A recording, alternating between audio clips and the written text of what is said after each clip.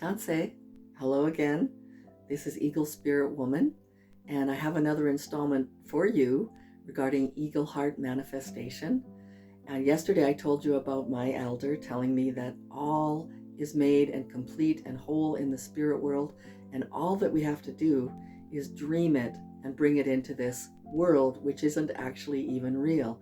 And you've probably seen the movie The Matrix, which actually hints at the fact that this world is very malleable and we can control it with our thoughts. And I can even take that to the length of saying a lot of people who gain serious illnesses or take on cancer or other kinds of illnesses like arthritis, you can often ask them what was happening a year to 6 months before they got the illness.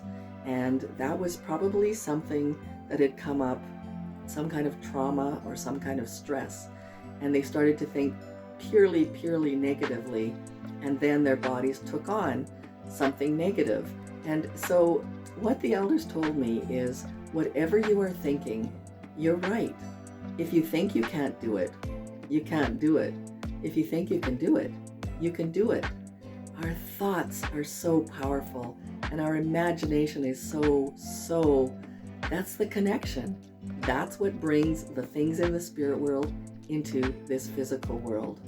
You can sometimes realize that thoughts that you had, that something that you were thinking about, does actually come about.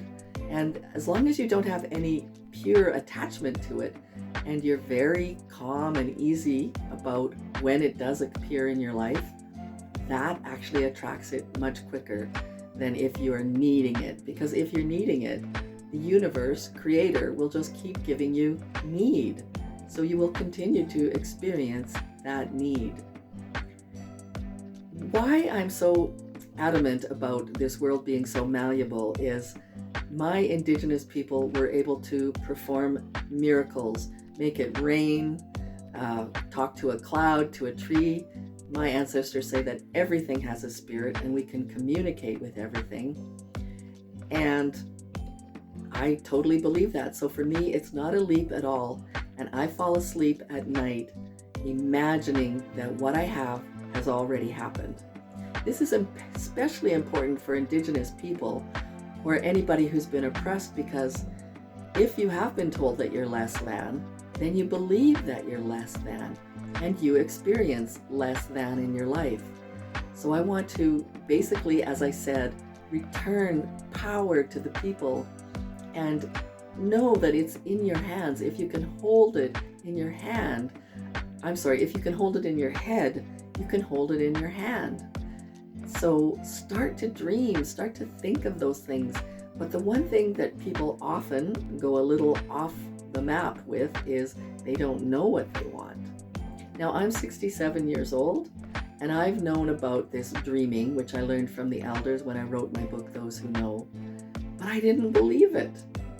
I sometimes went through the motions and I would think about a teepee or something that I wanted, but I never ever gave it the time that it deserved. So now I am visualizing before I go to sleep what it feels like to be rich. And please don't attack me for talking about materialism, because when I gain my windfall of money, however it comes, and you're not to figure out how it's going to come, you leave that up to Creator, to the universe.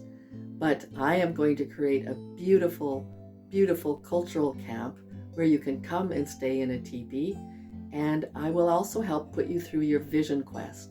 Because the other thing that my people really believe in, my Cree people, is the spirit world. And many people went on a vision quest. That's from 1 to 4 days alone by yourself in a clean place in wilderness. That means no power lines, no garbage dumps, just a really clean place. And you go there and you pray, and if you deserve it, an animal will come to you and bestow on you a power that they have. They may show you an herb for healing somebody, or give you the vision to look ahead, like an eagle may bestow that power upon somebody.